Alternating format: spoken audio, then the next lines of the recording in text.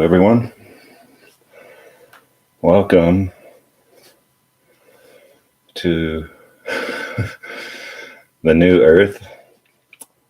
Thanks, Eckhart Tolle. That's how I say it. Eckhart Tolle. The new Earth, right? I read it, or I read The Power of Now. It's worthy, but still, it's like if you get on Oprah, right? If you sell millions of books and nothing changes, right? If you speak to thousands and thousands of people and it makes no difference, it just becomes another lens, to see the world. And it's the best one for sure. But no lens, right? No filter, right, is the best. The only way to get that is to negate the past, right? Only things are only as they appear to be. You can't necessarily say how they are. And so maintaining that, right, is this non-definitive standpoint, right? Then right, without that, like if you have a definitive standpoint, that's your lens for processing information and new information, right?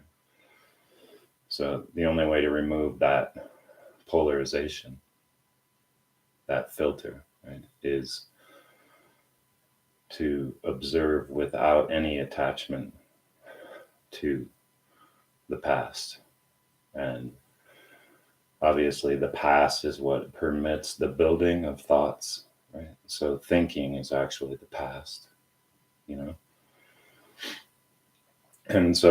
and then that's that whole manifestation technique, right?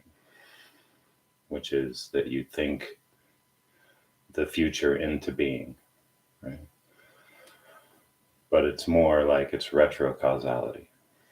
The key is to know it already exists, right? And operate as if it does already, right? And so then that's that if, that then this if. You begin with that, right? Begin with the end in mind, right? All of the fucking self-help books on earth, right? How to be an effective human being, right? First, remove the filter, right? And so Qigong permits you to do that, to have glimpses of that, and it doesn't require years of practice. Qigong is not a practice, it's training, right? You have to keep your body doing what it was designed to do for it to be in optimum performance shape, right? So and the ultimate performance is that whole perception, right? So that we can act in wisdom or be wise, right? Because wisdom is action.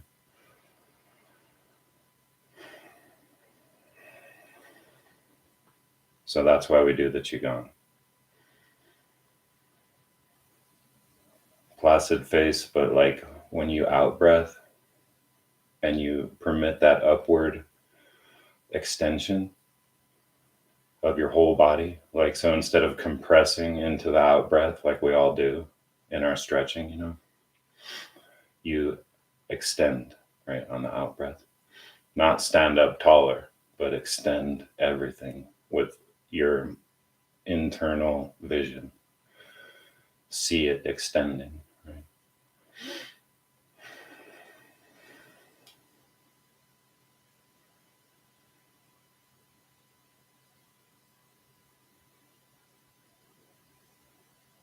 And so that's how you access that stillness.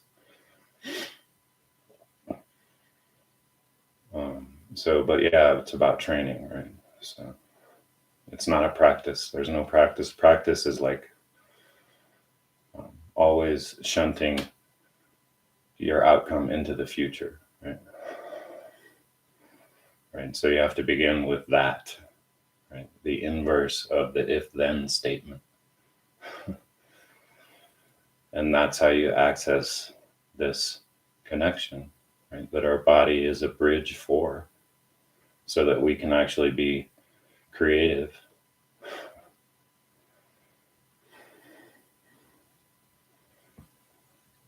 So then you raise up in front of the heart.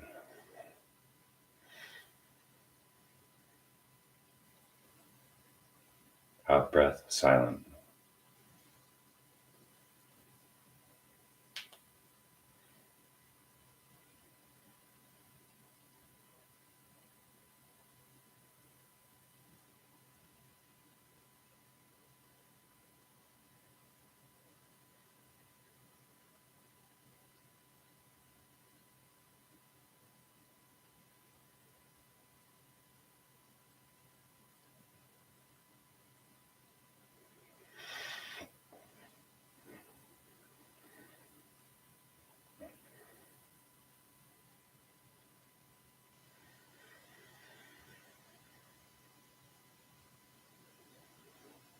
So those adjustments, right, you'll see that your chin will tend to lift up as you bring your attention elsewhere, right? And right, so you catch that. You can feel it, and catch your hips, right? Feel the balance there, right? Because you can swivel your hips right at the bottom there. You really want to extend that part of your spine upward on the out breath. Now, let's raise it up. Fucking motherfuck, man. Oh.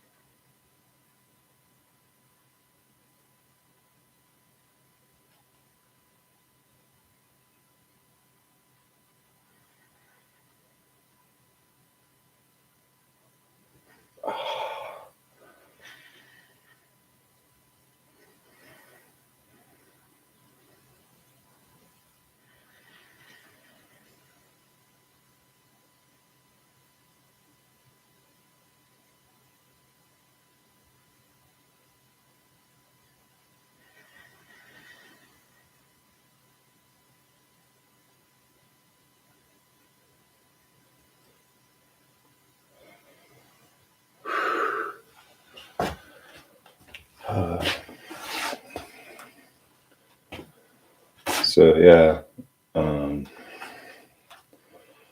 heist, right? I meant to talk about it last time, and it really would have fit in to what I was saying, but I had to revisit the idea of the heist motif in storytelling.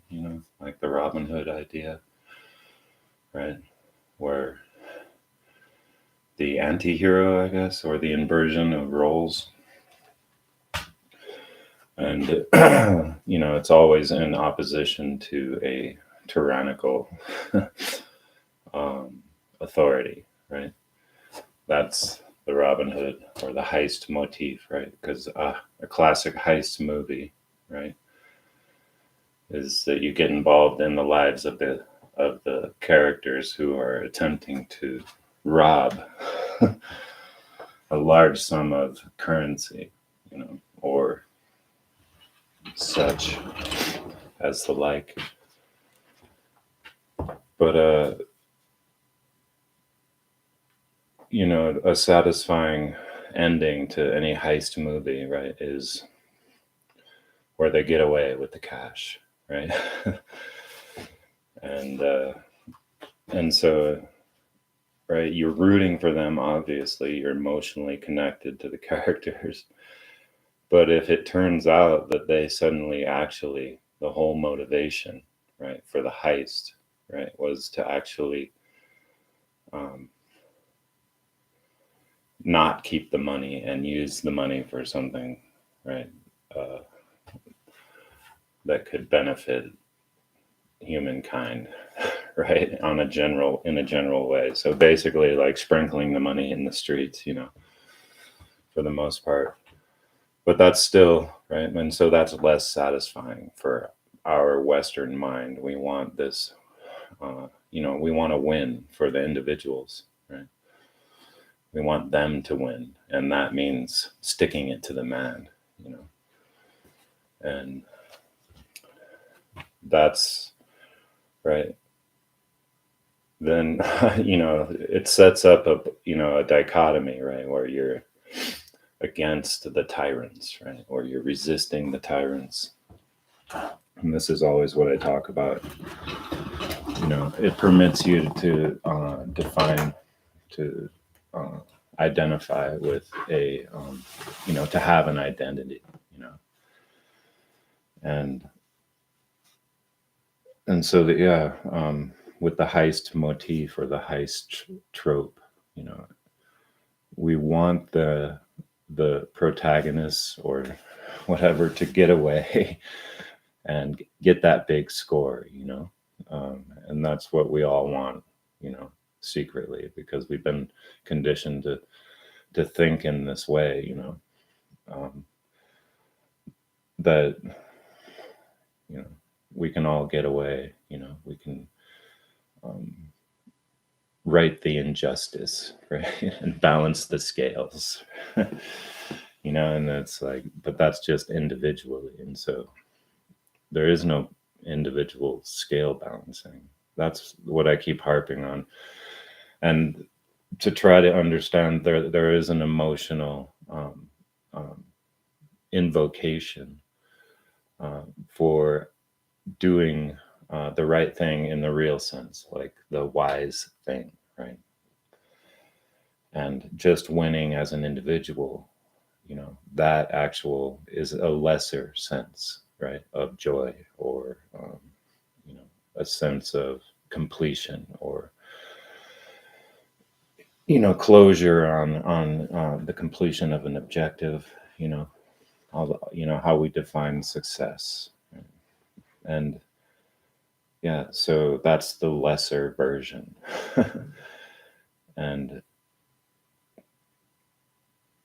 so I keep harping on the fact that um, there's this collective um, entity, right? This structure of, the operation of society, in which all of us, participate and turn the gears of this system, because without our participation, obviously, the economy doesn't happen. It's all about flow, not accumulation, ideally, right? So the maintenance of this exchange, right, is um, uh, that it's everything, right? And so it's a design. So why not design it to work? And ignoring these more general ideas, right, which is what it really means to be human, um, how being, having an identity requires relationship, blah blah blah. Like there is no identity without, there is no fucking reference without relationship, right? So you can't claim to be anything without this interaction with others and the environment.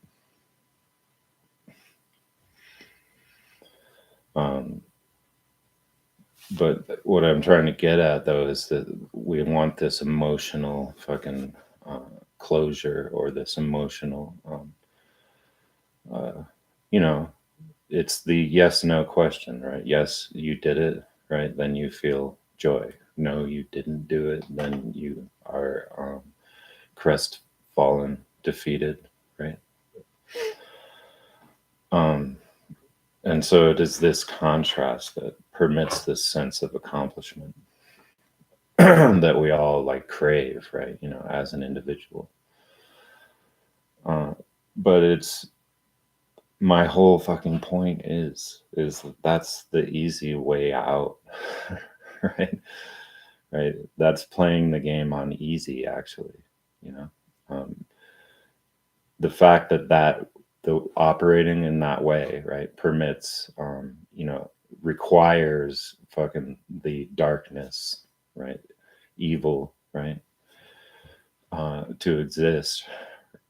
Um, right, we permit it to exist in the system that we have in order to rationalize continuing um, with this mode of thinking, which is, you know, the adversarial mode of thinking. Um, and, you know, obviously adversarial, right, implies there's conflict, right? And so there's going to be a winner and a loser. And there we have that dichotomy again, which is the joy of success, right? Um, at the cost of another, right? Because we view everything as like a competition, right? Uh, and but again, there it is. Like that's how you feel like you won, and that's how you get a sense of accomplishment. And my point is that wouldn't it be better if we figured out how to run the collective, you know, the aggregate system, the pattern that emerges as our civilization because of the way that we all act on average, right? Statistically, you combine everyone's behavior and you get it, you know, a bell curve of you know, predictability. You know what I'm saying, right? And so that inside that bell curve is basically the substrate of our society, and it all is based on this assumption, right, that there's not enough for everyone, and you better get yours before someone else takes yours. You know, and so it's that's the structure of our society on aggregate. That's what you get on average when it plays out, right, over with millions of people, right? And so, right, that's a design, right? The design of the exchange, the infrastructure of the exchange, right? Because that's everything. There's nothing without people living, right? Nothing at all. So why not design it to work in accordance with real polarity, right? Which with natural polarity, um, you know, in alignment with the laws, right? The cosmic laws, right? Instead of like so constantly breaking them, which is this, you know, and it's a dead fucking horse. It's a beat horse, you know. This when you talk about usury, you know, like lending money at interest, right? But it's it that breaks a law of nature, you know, because it's like squeezing the currency for extra currency. And so it's not based on a natural exchange. There's this other mechanism happening, you know, kind of third party, right? Which is this thing installed onto the exchange, the human exchange, called finance. And so, I mean, it's really like that. Our economic theory by which the West operates, right, maintains this the scarcity model, right? Like it's almost automated already. Um, it's almost automated already, right? So to think about like um, the idea of it getting more automated now and like it's something new is hilarious because every generation, uh, the system basically is updated to run itself, you know, for the most part. And this is the system that is driving us towards the limit, right? The limit of that behavior, at which point we're at a crossroads. You know, and if we fail to make a decision, then we could be destroyed, right? We destroy ourselves. And right. And it really is a bifurcation. Right? If you want to look at it like this portion of the totality, right? This sliver of the spectrum of dimensions, right, that we exist in, right, is part of the totality. And it's not like, it's like, you know, like what we do here, right? And there's no way to pin it down, right? Exactly what it is. But my point is that it's not like there's not something wrong with this dimension, right? It's not like there's something wrong with it. We're the thing that it's wrong with it, you know. Our the mechanism of our civilization, the way it runs, is unnatural, right? It's obviously artificial, but our choice is to create a system that, you know, based on our own ability to fucking perceive, right, and plan, that isn't bullshit. Like, why not? That's the appalling thing to me, that we can't. It is a design, so why not design it to work, right? How it's supposed to work, right? And to get a model of what it is actually supposed to be, right? I always like to, and that's what I do in the podcast, is I begin looking at it in the extreme past as a thought experiment, right? To simplify the factors, right? The variables, to where you can just look at it and say, obviously, this is what's happening, right? And so that's what I do in the podcast. And so to get this zooming in, or the simplification, right? It's like you can see the initial conditions much more clear, right? Of like the assumptions, right? That every player, right? Every node in the network is operating under, right?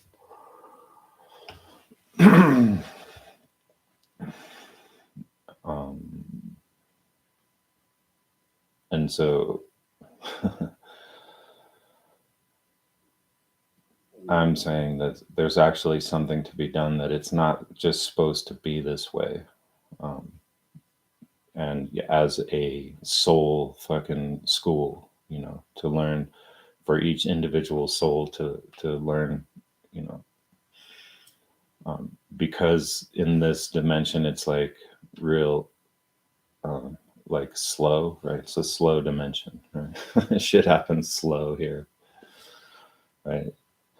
That is the most educational aspect of this place. Like, so it doesn't require this dance of quote good and evil, right, in order for it to be an effective school. Like, and just to say that it's always going to be that way, that's right, controlled. That's the ultimate controlled opposition, right? So my whole point, right, is that just as it isn't really important to maintain your apparatus, you know, and clean it, right, to be healthy, right? And just as it is important as to, that's just not a healthy body, but that's, you know, a healthy mind, right?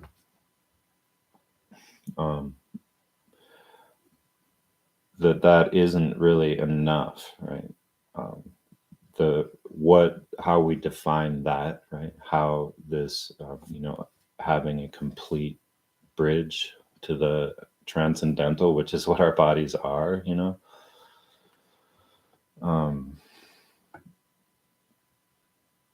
Or it's like we, you know, it's like there is a connection, right? And we're ambulatory in the physical world.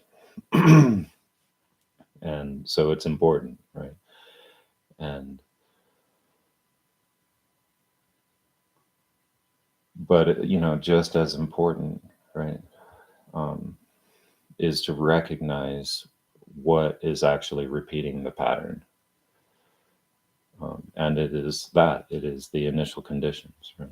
The initial conditions are what every person or being is holding as their pre-installed perception fucking uh, module, right?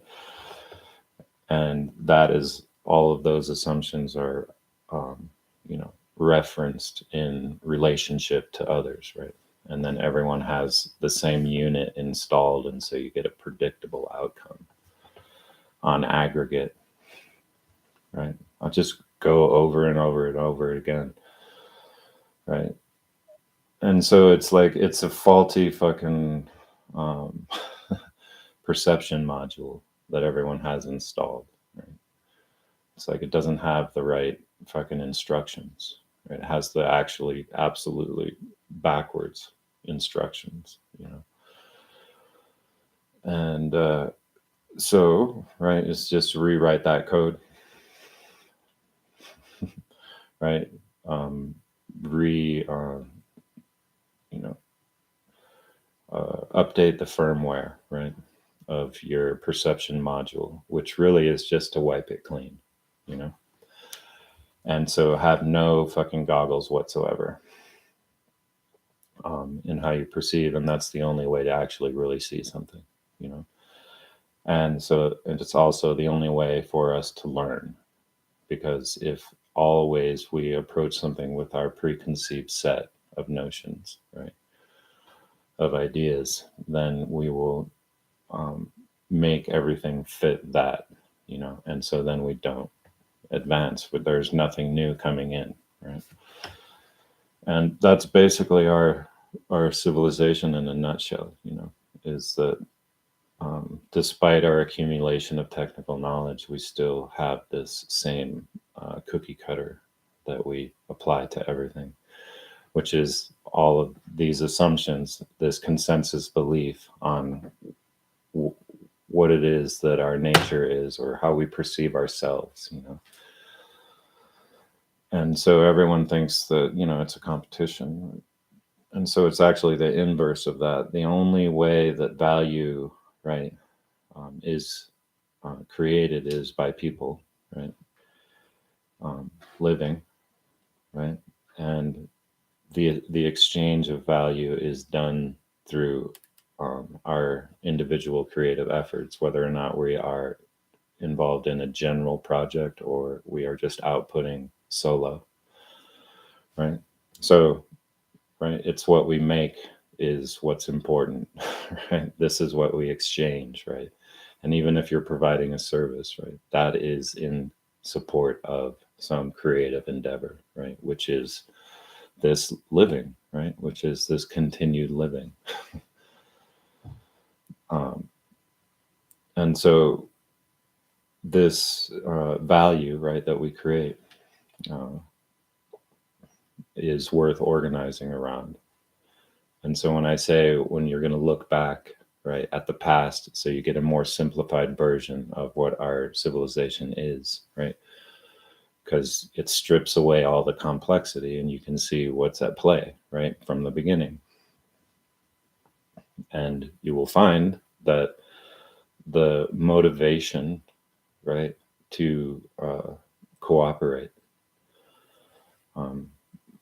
for sentient beings, right, the motivation to cooperate beyond the point of, social apes, right? I'm trying to make a point here. The motivation, right, to cooperate is the attraction of value, right, which is not, which is, some creative endeavor, right? And for example, right, stone tools, right? The first fucking stone tools relative to the alternative, right? Fingernails and teeth, right? Had held a lot of fucking promise and value, right? And so that attracted, right, everyone wants a part of that, right? So it's the value that creates the motivation for organization, and it's the living that actually permits new value to enter into the exchange, right? So you promote living, right? You don't.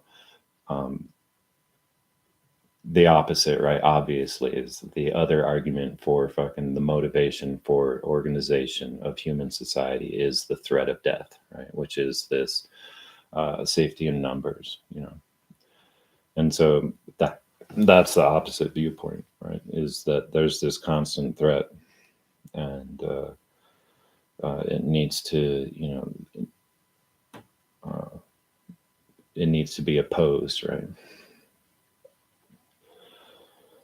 So anyway, perhaps all of this bullshit that we went through for the last 6,000 years, you know, with this adversarial mode of conduct that creates this aggregate pattern of our civilization, with these peaks and valleys, you know, a pattern that is obviously exhibited just by looking at history, just whether or not you think our history was fucking rewritten, the pattern is still visible, right? It's Groundhog Day over and over and over again. Perhaps that was necessary for us to get to this crossroads, because now we have the capability, right, to design an infrastructure for the exchange that exists. That's what makes us human, right? There's no people don't live, right, without exchanging with each other, right? Exchanging value and information, energy and information. So that's how we fucking live, right?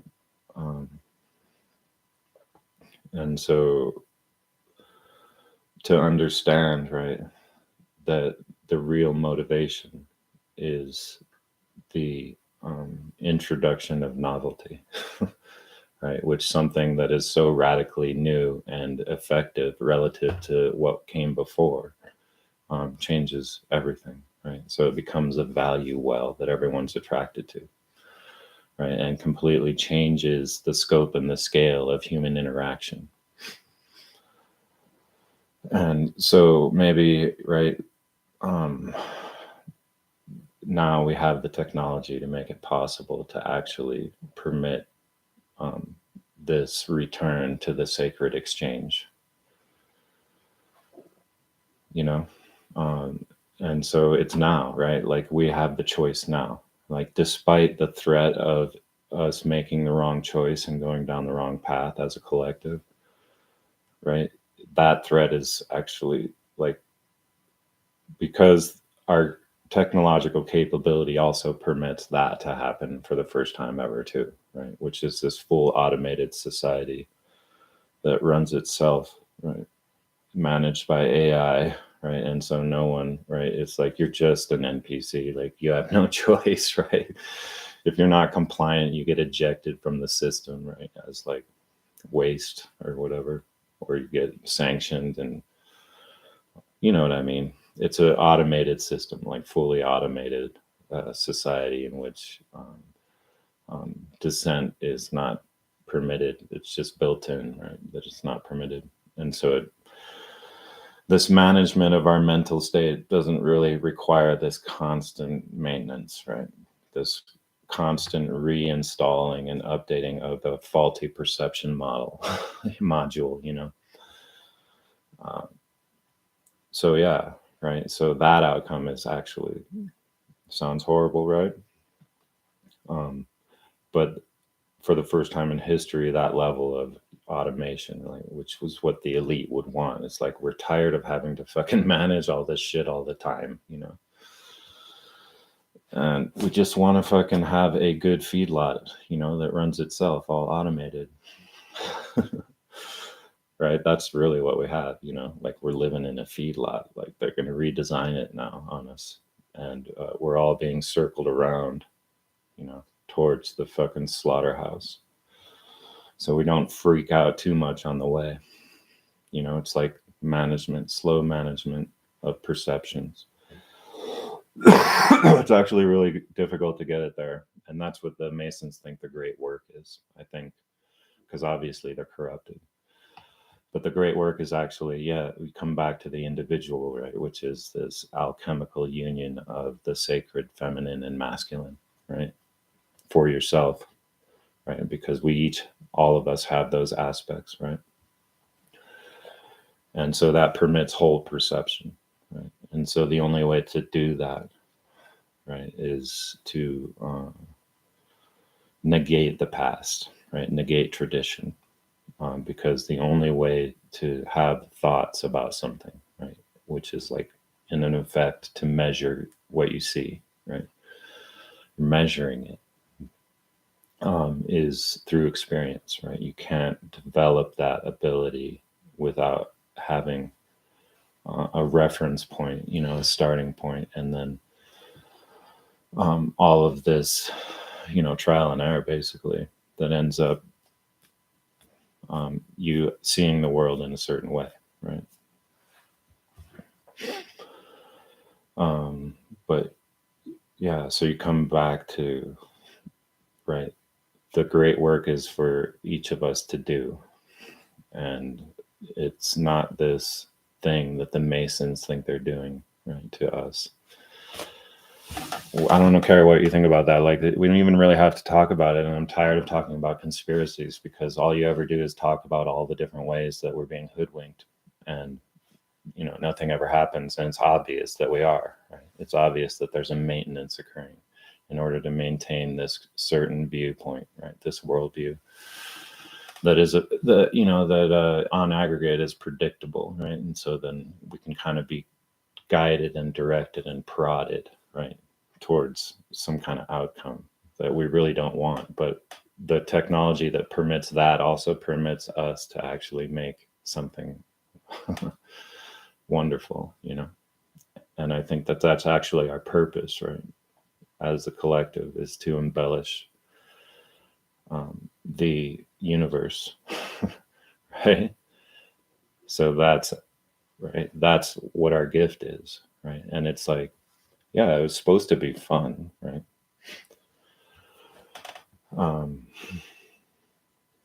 And it's like when you take psychedelics for the first time, and then you suddenly fucking are aware of awareness, and you can like have this weird feeling. People who aren't ready for it, like, they freak out, like some people can't handle this sudden ability to like step outside yourself and watch yourself, and actually see your physical body, right?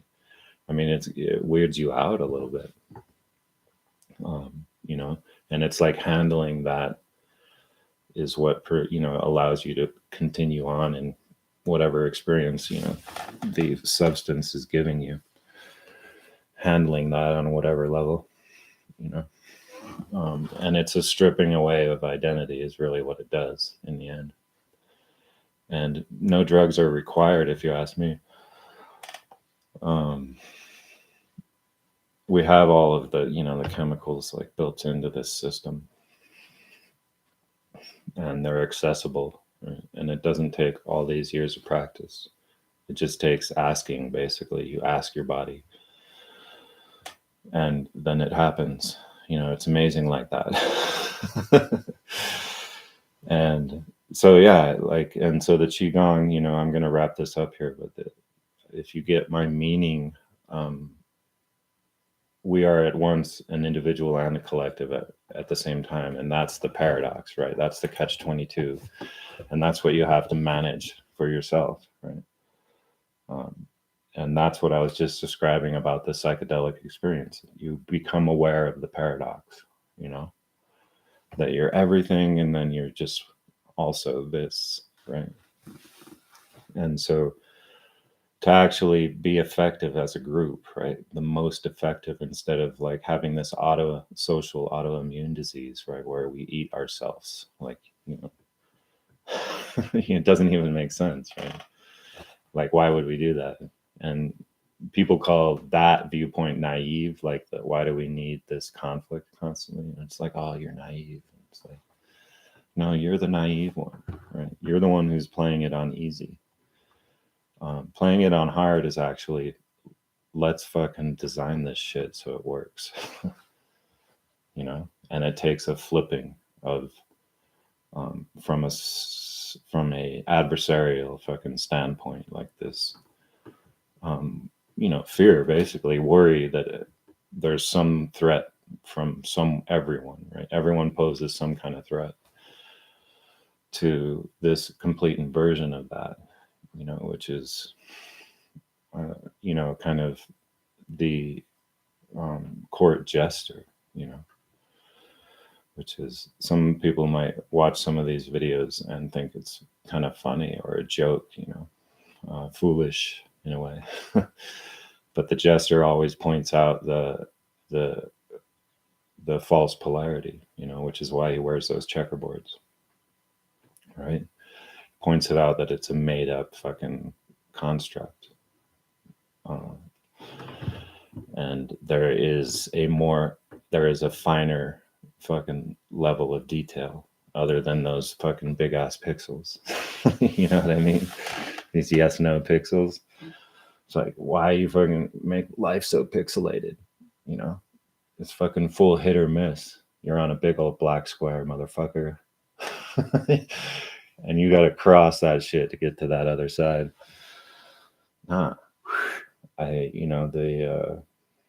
The true embellishment of the totality is to get the finest fucking viewpoint, which is that there is no pixels, there is no smallest piece, that it's actually continuous.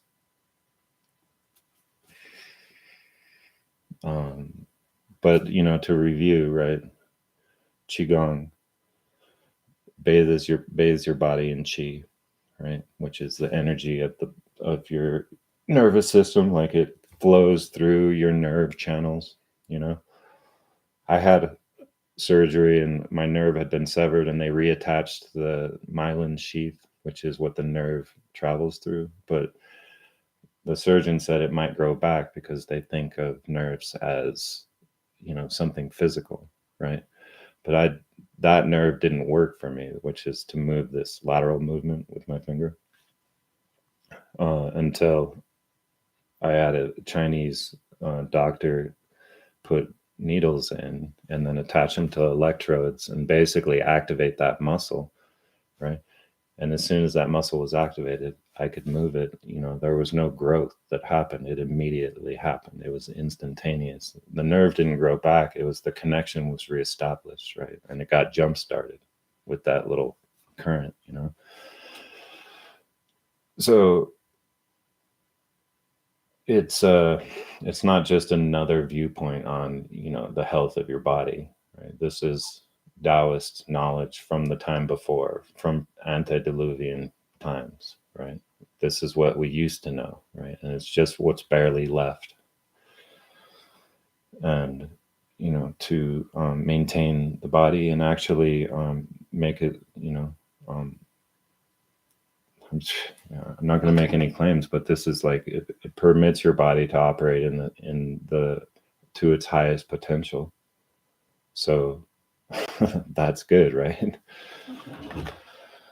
So you do the Qigong, which opens up your fucking mind because you're like managing your positioning, and you're doing the out breath, and you're trying to, extend on the out breath. And so pretty soon you find that you're already in a meditative state, right? That you can actually access it just like those electrodes, right? That it's right there, right? It doesn't take 30 years of meditating. It's right fucking there, right? And this allows you to do it. It's so connected with your spine, it's like, it's all about your spine, which is this massive conduit of energy and power. Operate right to your fullest, and it'll permit you to make that to realize that adversarial outlook is foolish, right? And that you actually don't get the sense of accomplishment from elevating in that situation, because, as I said, that's easy, man. That's easy. Let's try fixing this, right? Let's try fixing the whole thing. You're playing it on easy. Let's play on fucking hard, man, and clear this shit. All right. Love you guys. And so the idea is to plant the seed, right? To germinate the structure, the crystal of the sacred human exchange, right? That's the intent, right? So get on board, like help out, like, you know, feedback, whatever. Spread the word. Get everyone to watch everything in fucking chronological order if you want to tell people about this, because the progression is my own too, and I get better at saying it. And also, you get fucking this repetition, which I can avoid it because I have to say what it is. And so, if I'm gonna like say it again, I'm gonna go over the same ground sometimes. But it helps you also to absorb it, and you can witness, right, my own fucking realizations, right? Because it is a progression. I'm not claiming anything except for that we are not our bodies, right? And that it's possible to design our civilization to work, right? Instead of being this. I mean, I think of almost like, you know, The Thing or whatever, except it's portions of The Thing from John Carpenter's The Thing are like eating itself, you know? And it can only, you know, continue to survive by absorbing others, you know? And, you know, you get this kind of grotesque fucking image of what our system is. And so obviously, right, obviously it's not supposed to be that way. And I don't know, I could just keep talking, I guess, but I just wanted to review that the intention, right? This isn't just to fucking have a YouTube channel or whatever the fuck, you know? The intention is to germinate the sacred structure of the human network, right? And from there, like, that's first step, right? Get it to start to crystallize, right? From a starting point. You know, a little like disturbance, and the disturbance is in our minds, right? Is this like seed of doubt about what you assumed was always true is probably the lie, right? The biggest lie. All right, love. Till next time, stay tuned.